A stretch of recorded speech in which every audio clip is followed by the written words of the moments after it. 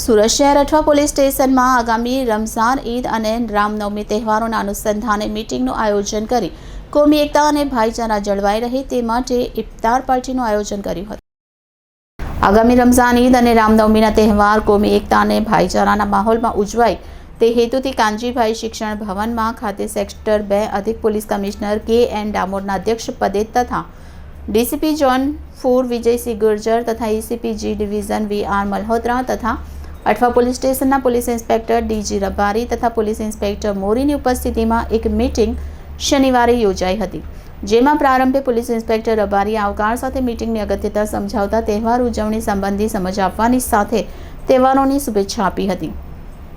તહેવારો કોમી એકલાસની ભાવના સાથે હર્ષોલ્લાસથી ઉજવવામાં આવે તથા કરુણા એવં ભાઈચારાની ભાવનાથી મનાવાય એ માટે ઉપસ્થિત સમાજના અગ્રણીઓ, શાંતિ સમિતિ સભ્યો, પોલીસ મિત્રો અને હિન્દુ મુસ્લિમ આગેવાનોને આ મીટિંગમાં કે.એન. ડામોરે એમના વક્તવ્યમાં સમજાવી હતી। રમઝાનના પવિત્ર મહિના દરમિયાન યોજાયેલી આ મીટિંગમાં સર્વ સમાજ અને એકતાના હૃદયસ્પર્શી ભાવનાથી સૌજન્યશીલ સભ્યોએ ઇફ્તાર પાર્ટીનું આયોજન કર્યું હતું। સૌહાર્દ અને ભાઈચારાના પ્રતીક સમી આ મીટિંગમાં શાંતિ સમિતિના તથા એફઓપી સભ્યો સહિત હિન્દુ મુસ્લિમ અગ્રણીઓ ખૂબ મોટી સંખ્યામાં હાજર રહ્યા હતા।